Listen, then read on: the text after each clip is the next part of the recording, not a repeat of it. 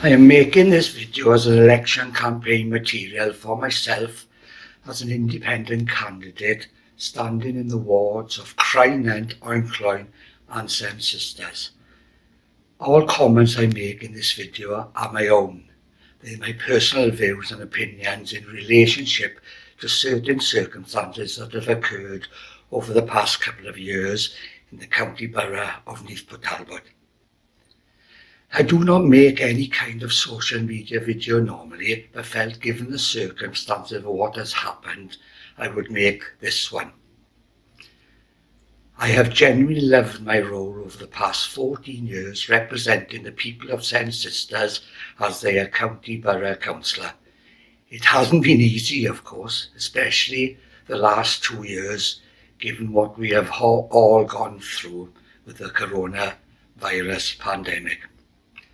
I regard myself as more of a community activist and not a politician, as I have always believed that politics ruins our communities everywhere. I would like to make reference to an edited audio recording that was circulated and is still doing its rounds online in various social media platforms, where people heard the previous leader of Neath Port Talbot County Borough Council making various comments when addressing his Labour Party colleagues over in Pontardawe. The comments that were made are still online. They are edited comments, of course, that did end up forming part of an investigation into his conduct as the former leader of council. He self-referred himself to the public ombudsman at the time. Other investigations by Neath Port Talbot Council, Audit Wales, commenced, and the outcomes were to find that the leader of the council did not breach his code of conduct as a councillor and was exonerated of all wrongdoing. I certainly accept these findings, as I believe whether you're a councillor or not, everyone is entitled to their own opinions. And if these professional bodies make their findings after in-depth scrutiny and investigation, then we all should accept them. However, I want to make it perfectly clear that I disagree completely with his views on where we should be going with our 21st century schools programme, where he would make all schools 3 to 16-year-old schools. Remember, again, it's only his opinion and he said it in his way. Listen here to the full edited version of what he said in relationship to our schools. Remember, it's perfectly fine for him to have this view and opinion.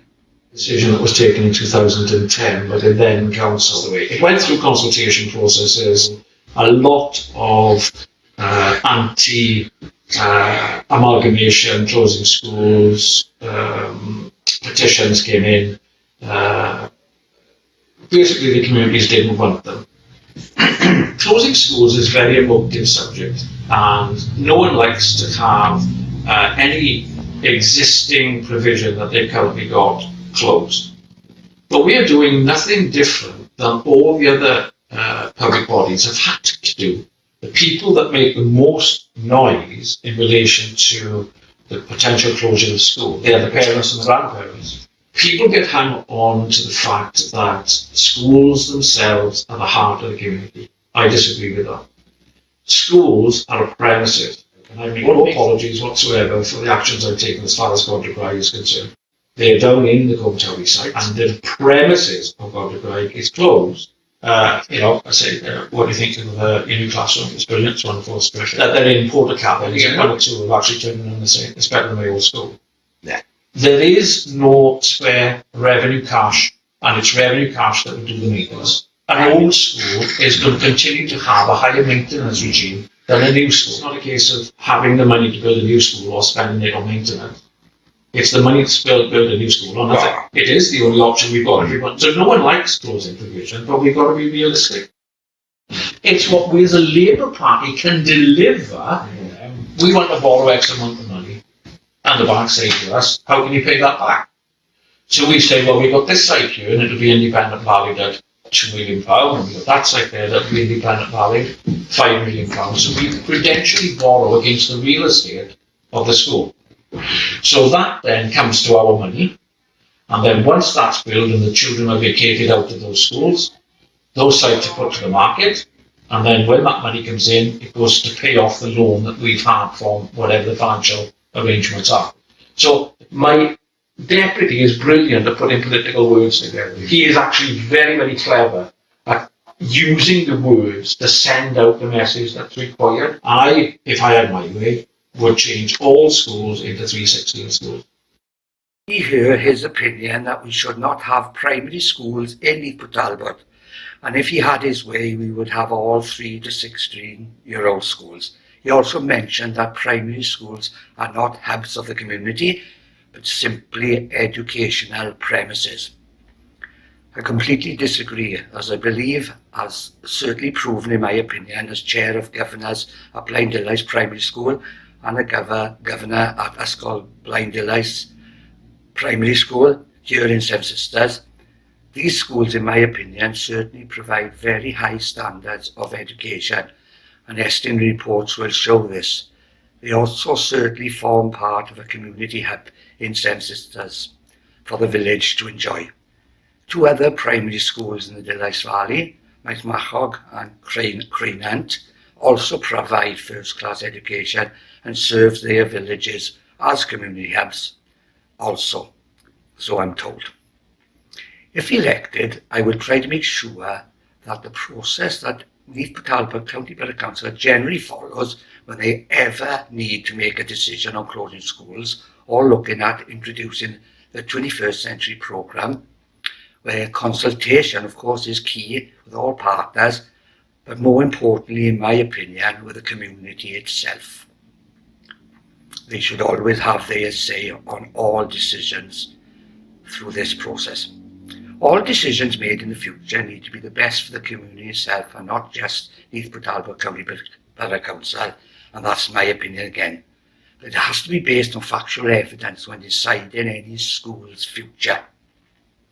I would like to say that as far as I'm aware, there has been no conversations to close any of our 4 primary schools in the Dillais Valley, but we must be prepared for any eventuality, I believe. The second point I would like to make in this video, what was posted online and I had to listen to at the time, and I will reiterate that this is public knowledge and it has been edited before being put online, but the essence of what was said is quite clear to hear, in my opinion. This particular audio recording by the leader of council at the time names me, so I think it's important you hear what he had to say before I make my comments on it. It's the Regional Valleys Park. Yep. This is the where it was identified was Kevin Coy was the actual gateway to the Dillais Valley, so that's why we got the funding. It's the £1.8 million to Kevin Coy. Steve Hunt, the independent has been banging on the drum about Kevin Coy for years and years and years. That's why I cut Steve Hunt completely out of the Kevin Coy. He's been campaigning for years and years about getting Kevin Coy rejuvenated. So on the launch, there wasn't one independent actually anywhere near it. Yeah. And whilst he tweets his achievements, there was nothing left for him to tweet. It was a fortnight before he even mentioned Kevin Coy, because he couldn't say anything about the developer. Yeah. And that's what you've got to do. You've got to starve them of oxygen. States how much effort I have previously put into not just my role as a county borough councillor for Seven Sisters, but to support our neighbouring communities like Crainant when fighting to create funding for a very important asset and historical building like Kevin Coy Museum. So to starve me of oxygen was his comment. I have worked tirelessly since being elected in 2008, not just for Seven Sisters, but in the context of Kevin Coy, before the current councillor, Sian Harris, was elected in 2017. I was the Vice Chair of the Friends of Kevin Coy, worked with the Friends Committee, Neath Port Talbot County Borough Council officers and a lot of prominent people like the late Howell Francis, so that Kevin Coyd Museum could receive the funding it desperately needed, so that we wouldn't lose such an historical important landmark and building in the future. It forms part of what we are here in the Dilys Valley. Again, these are my opinions.